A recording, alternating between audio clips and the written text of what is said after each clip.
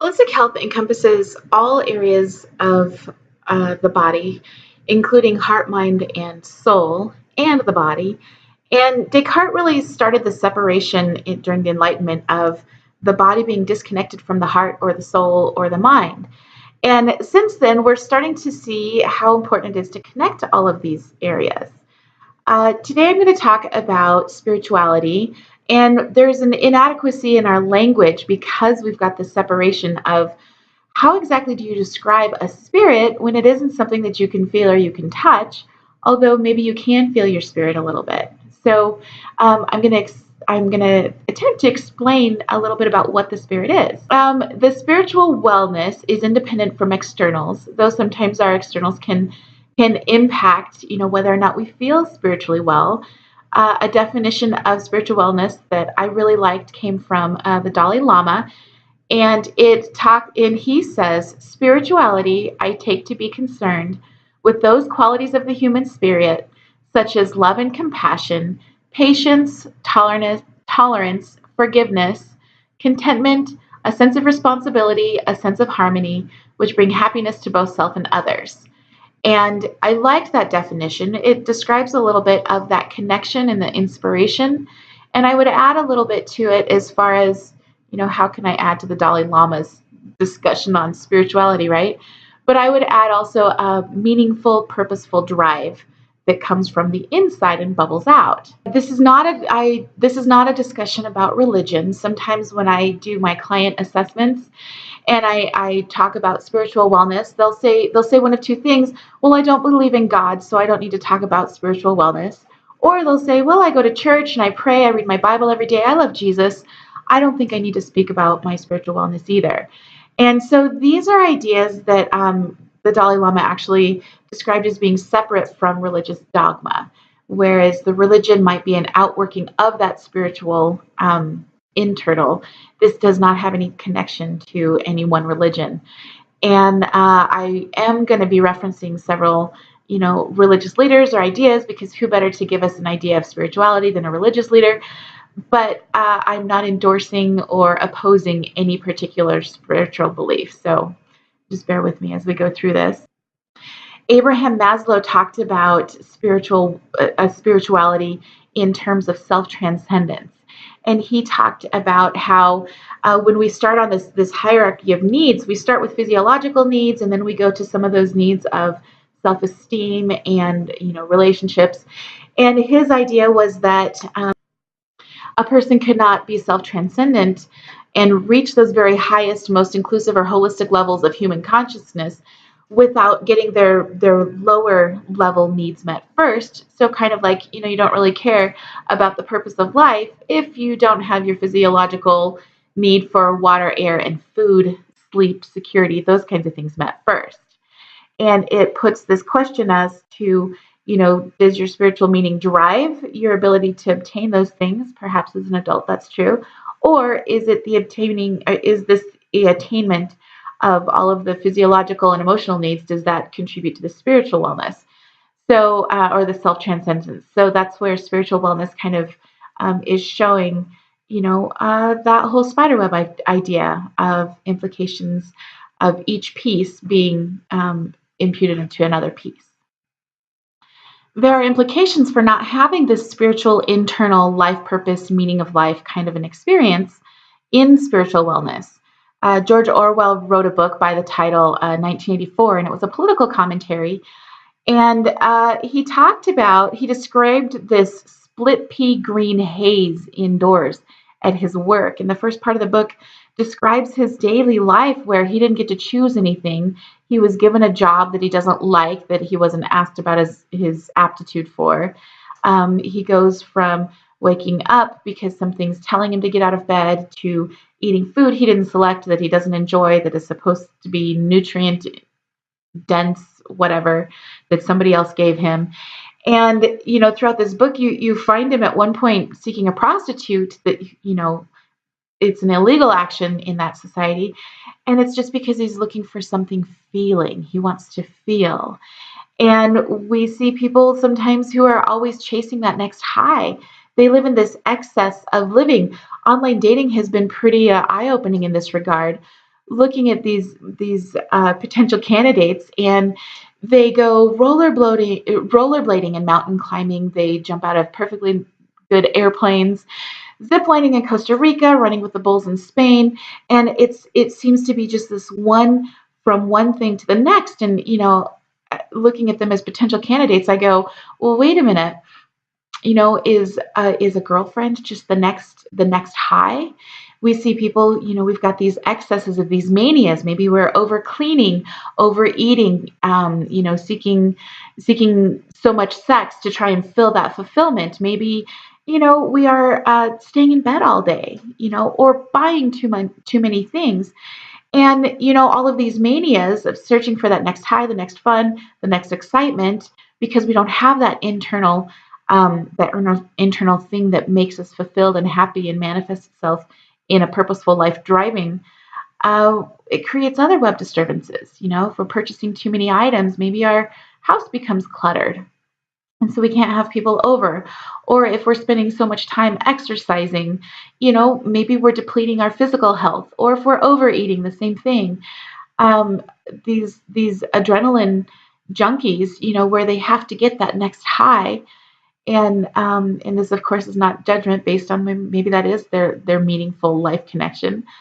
But are they really satisfied, when they break their leg and they have to sit on the couch for a couple weeks? So looking at these implications really kind of make us go, wow, we want to build this spiritual life purpose.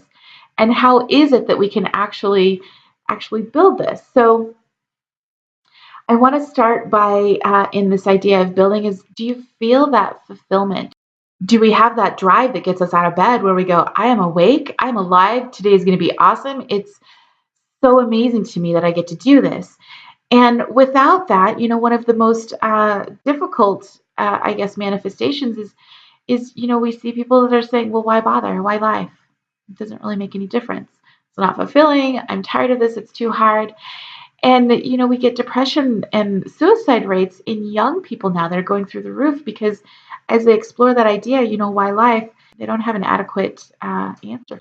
So, in this next section of how to really like components of building a well spirit, I want to start with a disclaimer about if you are not able to feel happy, enlightened, well, and if it's been some time since you haven't had any hope of anything being better, please go see a mental health care practitioner, because these building a well spirit is definitely something that you can do in conjunction with anything else. But without that anything else that a healthcare practitioner might be able to give to you, you might not be able to build a well spirit. So again, it's this connectedness of our wellness web. So please go see a practitioner if some of these ideas you're just kind of like, well, I don't get it. So with that, a well spirit and spiritual happiness, sometimes, or spiritual wholeness, doesn't have to be a big idea. Sometimes people will join the military, they'll join a political cause, maybe they join a church, or they become active in some of those kinds of things. But it doesn't have to be a big thing. So building this well spirit and this purposeful life meaning could just simply be building, a satisfaction where you are right now. We've seen a couple of spots. Forrest Gump, for example, he started running one day, and he just was running, and everybody wanted to say, "Oh, what's your message? And what are you saying to the world?"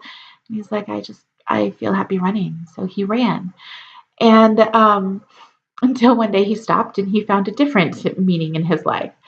And we see, you might have heard of this. There's a neurosurgeon who goes by the name of Slow-Mo, and he gave up his neurosurgeon license and practice because he became obsessed with the idea that that this forward motion in the brain creates wellness, and it creates a connectedness, which is kind of interesting on a nerdy neuroscience level. But it's also very interesting that he exchanged his practice and his livelihood in order to rollerblade down the boardwalk in California. And so, that seems a little anti-American, right? Who gives up being a neuroscientist in order to pursue rollerblading? And, understandably, the people there were surprised to find out of his background. They presumed that he was homeless. So he spends his days finding his fulfillment that way. And so keep in mind that your personal meaningful path might not be something huge, but it might just be a very small thing comparatively. Um, and so it's according to your own ambition level.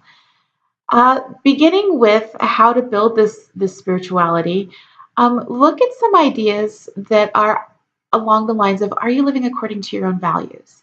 Have you worked out what your values are? You might go revisit the video that I did about values wellness and see, are you living according to your own values? Because if we're not living according to what's important to us, we're not tuned into that heart, mind, soul, body connection that that puts us all together along what's important to us. Um, I would encourage you to ask the question, are you happy? Just very simple, are you happy? John Lennon has a quote that says, when I was 5 years old, my mother always told me that happiness is the key to life. And when I went to school, they asked me what I wanted to be when I grow up, and I wrote down, I want to be happy. They told me I didn't understand the assignment, and he says, I told them they didn't understand life. So are you happy? Are you happy? Do you wake up inspired and happy? The Finland educational system is really interesting in this regard because their number one concern for their students is happiness. They put things in their lives, they put the music and the arts and the sports, but it's all for the purpose of, are they happy? And which has really fun implications elsewhere because across the board, Finland typically does very, very well by comparison to international test scores. That's pretty interesting. So in considering, are you happy? What, when, where, why, how, what makes you happy? How much time do you dedicate to your happy practice? We are pushed and pulled in so many different directions. Do we have this grounded happy practice where, nope, this is my happy time, right? This is where I am. And outside of, my glass of wine or the coffee in the morning or any of those kinds of things, not just an enjoyable activity, but a connecting activity, something that connects my spirit and anchors it within my skin. One very simplified way to get this soul and this body connection is through a process called grounding or earthing, and this is very simply described as connecting your bare skin with bare earth. Think, walking outside barefoot. You don't have to go to a nudist colony or anything. But David Oshman was the author of a book called Energy Medicine, and he was the author in this scientific study. It was, for those of us who love empirical data, it was a very scientifically sound study that explored the benefits of connecting with bare earth. We get in our cars, we have shoes. Did you go outside today and breathe? Did you touch a plant? Did you touch a plant today? So grounding exchanges our negatively charged ion or our positively charged ions in our body with the Earth's negative charge. And what results is this balance that being restored in our body. And the study demonstrated that this showed lower rates of blood sugar. Blood sugar levels went down. Blood pressure went down. They reported less depression and they were able to sleep better. So there are some definite benefits to this. But even in just a meditative quality, connecting with the earth, I wonder about that study. Was it because people were going outside and connecting with nature? We see people who plan vacations to go to beaches, or you go to the mountains and nobody ever says, I went to the mountains for a day because I just wanted to be pissed off all day. We go there so that we can get this well-being sense of, oh, life is really good. I took a drive one time to Rye, Colorado. If you've ever been to Rye, Colorado, this man has built a castle. He built a castle by hand, and it's called Bishop's Castle. And it is a logistical nightmare as far as bureaucracy is concerned. That was kind of a meaningful thing he did. But my meaningful was taking this 2.5-hour drive out there. I didn't even know it was out there. And then driving home and just looking in the landscape, connecting with that consideration of what is meaningful. Another pretty simple way to build some purpose and some meaning is in gratitude. The law of abundance states that the thing that you focus on grows. And it's really interesting to begin this process of like a gratitude journal where you're writing down, 3 ideas a day. I challenge myself with writing down 100 things I was grateful for.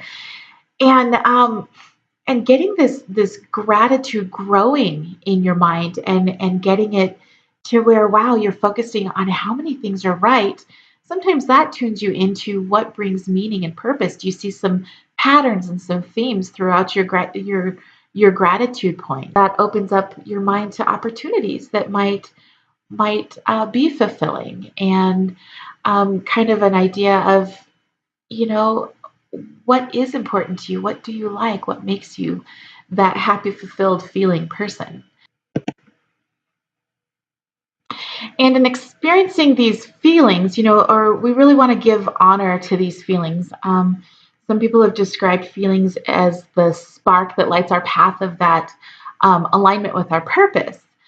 Albert Maximus was a 13th century religious scholar, and his statement was that it is clear that the world is responding to our affect, or our affect, and which means that the world responds to our inner emotional state. This is not a foreign concept. There's a theory called the interface theory of perception, which is the part of ourselves that interacts with the world does so symbolically, and our heart center sees the world in the form of symbols. So, following these feelings, we're looking a little bit more at what's fulfilling to us, and this leads us down this path. Um, Jung says that our heart creates these symbols to define things. And there's a quote that I liked. It said, "When we reach into our bag of life possibilities, those possibilities are limited by our experience with our internal state. We select from the possibilities that align with meeting our needs according to what we are symbolically experiencing emotionally." And that quote came from somebody named Sky Isaac Newton.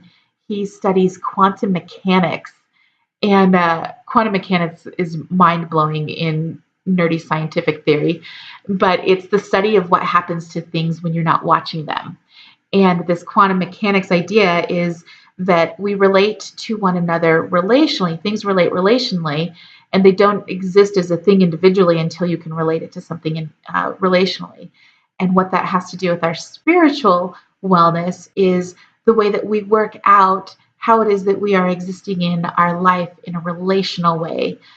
These soul connections, which are the subtle, realistic guidance that describes what is right for us and how it is that we can pursue, those things that will be fulfilling. And as the quote from the Dalai Lama mentioned, this is something that connects us not just to ourselves, but to nature and then to others as well. Yeah, I invite you to explore these ideas and kind of see what suits you. Look at the values wellness video, and see if maybe you can find something that sparks that creative meaning purpose in your life.